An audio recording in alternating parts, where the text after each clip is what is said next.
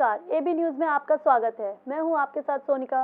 खबरों के विस्तार में जाने से पहले डालते हैं सुर्खियों पर एक नजर। वाराणसी में हुई मां अन्नपूर्णा की मूर्ति की प्राण प्रतिष्ठा, सीएम योगी ने की पूजा अर्चना। वायु प्रदूषण पर सुप्रीम कोर्ट में दिल्ली सरकार का हलफनामा, लॉकडाउन तभी कारगर जब एनसीआर में लगे। गुजरात एटीएस टीम ने पकड़ी 120 किलो ड्रग्स, प्रदेश के गृह मंत्री ने दी जानकारी। आज से 56 स्पेशल ट्रेनों में कम हुआ 30% किराया, रेगुलर चलेंगी पूर्वोत्तर रेलवे की स्पेशल ट्रेनें। कानपुर में अब तक सामने आए कुल 130 जीका वायरस के केस, 96 अब भी एक्टिव। और अब खबरें विस्तार से। राजधानी दिल्ली और आसपास प्रदूषण के खराब हालात को लेकर सुप्रीम कोर्ट में सुनवाई हुई। दिल्ली और केंद्र सरकार ने अपनी अपनी दलीलें दी। कोर्ट ने विज्ञापन के मामले पर नाराजगी जताते हुए कहा कि दिल्ली सरकार हमें ऑडिट का आदेश देने को मजबूर न करे। राजधानी दिल्ली और आसपास प्रदूषण के हालात काफी खराब हैं। दरअसल यहां की हवा में घुले प्रदूषण के मसले पर सुप्रीम कोर्ट में सुनवाई हुई। दिल्ली सरकार, केंद्र सरकार की दलीलें सुनी गईं। साथ ही विज्ञापन का मामला भी इस दौरान उठा और कोर्ट ने दिल्ली सरकार को कह दिया कि ऑडिट का आदेश देने को मजबूर न करें। सुनवाई से पहले अपने एफिडेविट और सुनवाई के दौरान भी दिल्ली सरकार ने कहा कि वह पूर्ण लॉकडाउन को तैयार है, लेकिन लॉकडाउन एनसीआर और पड़ोसी राज्यों में भी लगना चाहिए, वरना वह बेअसर होगा। अब इस मसले पर बुधवार को सुनवाई होगी। सुनवाई के आखिर में कोर्ट ने कहा कि केंद्र सरकार, एयर क्वालिटी मॉनिटरिंग कमीशन मिलकर एनसीआर के राज्यों से आज या कल में मीटिंग करेंगे। इसमें पंजाब, हरियाणा, दिल्ली, यूपी के मुख्य सचिव होने चाहिए। इसके साथ केंद्र और दूसरे राज्यों से वर्क फ्रॉम होम को लागू करने पर विचार करने को कहा। सुनवाई में केंद्र सरकार ने सुप्रीम कोर्ट को बताया कि दिल्ली और उत्तरी राज्यों में वर्तमान में पराली जलाना प्रदूषण का प्रमुख कारण नहीं है, क्योंकि यह प्रदूषण में केवल 10% योगदान देता है। वहीं फिलहाल धूल की वजह से होने वाला प्रदूषण ज्यादा है। कार्तिक मास का सोमवार और देवोत्थानी एकादशी शिव की नगरी काशी के लिए खास दिन बन गया, जहां मां अन्नपूर्णा की मूर्ति प्राण प्रतिष्ठित कर फिर से स्थापित की गई। इस दौरान सीएम योगी भी मौजूद रहे। कार्तिक मास का सोमवार और देवोत्थानी एकादशी शिव की नगरी काशी के लिए खास दिन बन गया।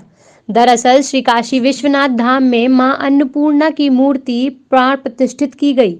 बता दें कि तकरीबन 108 साल पहले ये मूर्ति काशी से चोरी होकर कनाडा ले जाई गई थी। बहरहाल अब मूर्ति अन्नपूर्णा दरबार का हिस्सा बन गई।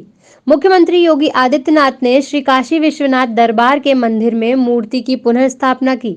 इसके लिए मुख्यमंत्री रविवार रात वाराणसी आ गए थे। उनकी मौजूदगी में मूर्ति की प्राण प्रतिष्ठा की गई। इसका विधान श्री काशी विद्युत परिषद के निर्देशन में काशी विश्वनाथ मंदिर के 11 सदस्यीय अर्चक दल ने सुबह 6 बजे शुरू कर दिया था। मुख्य अनुष्ठान में सुबह 9:30 बजे खुद मुख्यमंत्री योगी आदित्यनाथ यजमान बने। कनाडा से काशी पहुंची माता अन्नपूर्णा की प्राचीन मूर्ति को बाबा विश्वनाथ के विशेष रजत सिंहासन पर विश्वनाथ धाम में प्रवेश कराया गया। मां अन्नपूर्णा की रजत पालकी को सीएम योगी ने कंधा देकर मंदिर परिसर में प्रवेश कराया। प्राण प्रतिष्ठा के बाद महाभोग अर्पित कर महाआरती की गई। मूर्ति स्थापना के बाद मुख्यमंत्री योगी आदित्यनाथ ने बाबा दरबार में हाजिरी लगाई, जल अभिषेक और दुग्ध अभिषेक कर बाबा से आशीर्वाद मांगा। जन कल्याण के भावों से बाबा को पूजन अर्चन कर वहां से रवाना हुए। प्रधानमंत्री नरेंद्र मोदी के स्वच्छ भारत अभियान के ब्रांड एम्बेसडर जगत गुरु स्वामी रामभद्राचार्य महाराज ने एक बड़ी भविष्यवाणी की है। उन्होंने दावा किया कि 2024 से पहले पाक अधिकृत कश्मीर भारत का अभिन्न हिस्सा होगा। प्रधानमंत्री नरेंद्र मोदी के स्वच्छ भारत अभियान के ब्रांड एम्बेसडर पद्म विभूषण श्री तुलसी पीठाधीश्वर जगत गुरु स्वामी रामभद्राचार्य महाराज ने राम मंदिर के बाद अब पीओके को लेकर एक बड़ी भविष्यवाणी की है। चित्रकूट में जगत गुरु रामभद्राचार्य महाराज ने दावा किया कि 2024 से पहले पाक अधिकृत कश्मीर भारत का अभिन्न हिस्सा होगा। बता दें कि जगत गुरु की इस भविष्यवाणी से देश की राजनीति में हलचल मच गई है। भगवान श्री राम की तपोभूमि चित्रकूट में एशिया का प्रथम दिव्यांग विश्वविद्यालय JRHU की स्थापना कर देश के लाखों दिव्यांगों को शिक्षित प्रशिक्षित कर सम्मान के साथ जीने का अवसर प्रदान करने वाले जगत गुरु रामभद्राचार्य महाराज को पद्म विभूषण के साथ साथ अब तक कई राष्ट्रीय एवं अंतर्राष्ट्रीय स्तर पर सर्वोच्च सम्मान मिल चुका है। प्रधानमंत्री नरेंद्र मोदी के स्वच्छता नवरत्नों में शामिल जगत गुरु रामाभद्राचार्य महाराज ने कहा कि जब तक पाक अधिकृत कश्मीर को वापस लेकर भारत का अभिन्न हिस्सा नहीं बना लेते तब तक विश्राम नहीं करेंगे। जगत गुरु ने दावा किया कि मोदी सरकार इस दिशा में बड़ी गंभीरता और ठोस रणनीति के साथ काम कर रही है। उन्होंने कहा कि जिस प्रकार उन्होंने राम मंदिर निर्माण को लेकर भविष्यवाणी की थी कि 6 दिसंबर 2020 के पहले अयोध्या में भव्य मंदिर का शिलान्यास होगा और आगे चलकर यह भविष्यवाणी सच साबित हुई। मैंने कहा था राम मंदिर हमारा बन के रहेगा, मेरे बयान से ही बना। जी जी, कोर्ट ने मेरे बयान को ही माना। उसी पर मैं फिर कह रहा हूँ, हम तब तक विश्राम नहीं लेंगे जब तक पाक अधिकृत कश्मीर हमको नहीं मिल जाएगा। हम लोग योजना बना भी रहे हैं जी जी, ऐसा नहीं बना रहे। ये कब तक हो जाएगा? 2024 के पहले तक।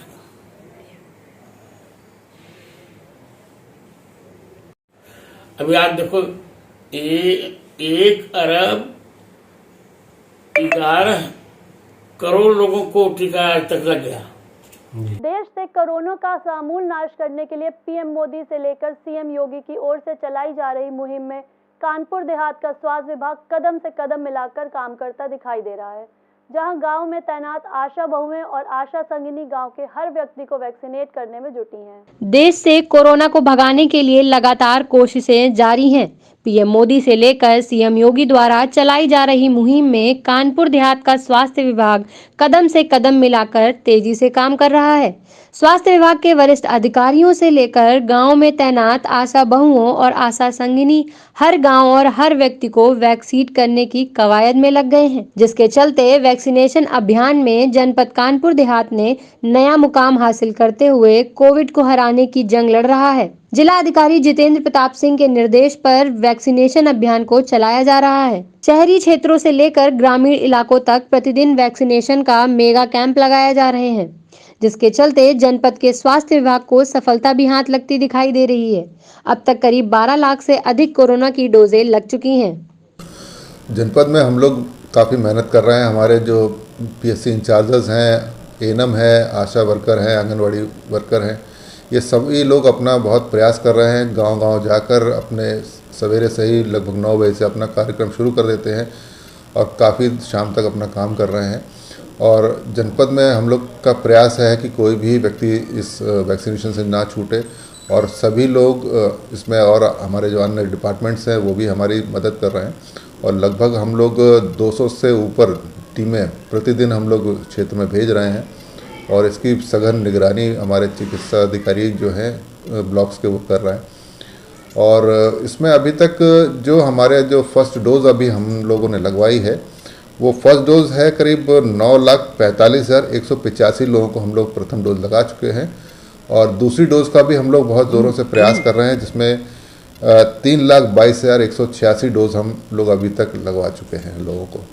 जालौन की 8 थाना पुलिस ने सर्विलांस और एसओजी टीम के साथ कानपुर झांसी हाईवे पर हुई कार लूट की घटना का खुलासा कर 3 शातिर लुटेरों को गिरफ्तार किया। जालौन की 8 थाना पुलिस ने सर्विलांस और एसओजी टीम के साथ कानपुर झांसी हाईवे पर हुई कार लूट की घटना का खुलासा कर दिया है। पुलिस ने एक अंतर्राज्यीय 3 अंतर जनपदीय शातिर लुटेरों को अवैध असलाह कारतूस के साथ गिरफ्तार किया है, जिनकी निशानदेही पर लूटी गई कार भी बरामद कर ली गई है। पकड़े गए शातिर अभियुक्तों पर लखनऊ, गोंडा समेत अन्य जिलों में संगीन धाराओं में मुकदमे दर्ज हैं। पुलिस अधीक्षक रवि कुमार ने पुलिस लाइन में खुलासा करते हुए बताया कि 11 नवंबर को कानपुर रेलवे स्टेशन से 3 लोगों ने उरई के लिए कार को बुक कराया था। बाद में बदमाश चाय में जहरीले पदार्थ देकर कार और मोबाइल लूटकर फरार हो गए थे। देखिए, थाना 8 की पुलिस ने और एसओजी और सर्विलांस की टीमों ने मिलकर एक काफी अच्छा गुड वर्क किया है, जिसमें 4 अपराधियों की गिरफ्तारी हुई है।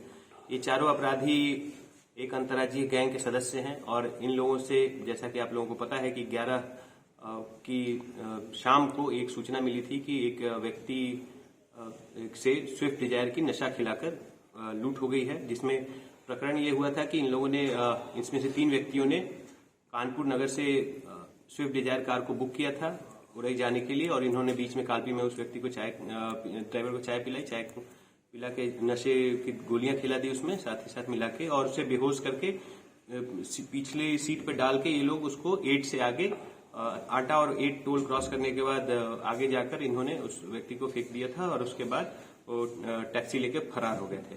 इसी संबंध में इन सभी की गिरफ्तारी हुई है और जब इनसे पूछताछ की गई है तो इनसे ये पता चला है कि ये काफी शातिर किस्म के अपराधी हैं। अभी कुछ दिन पहले ही ये लोग गोंडा, इसमें 2 व्यक्ति गोंडा के रहने वाले हैं, गोंडा से भी जेल से छूटे हैं, कुछ व्यक्ति इसमें से लखनऊ से हैं, काकोरी थाने से जेल गए हुए हैं और इनके अन्य आपराधिक इतिहासों का पता किया जा रहा है। और इसमें से एक संभवतः पहले पुलिस मुठभेड़ में भी पकड़ा गया था, तो एक काफी शातिर किस्म के अपराधी हैं और इन अपराधियों की गिरफ्तारी कर इनको जेल भेजा गया। फिलहाल इस न्यूज बुलेटिन में इतना ही। मुझे दीजिए इजाजत। आप देखते रहिए AB न्यूज। नमस्कार।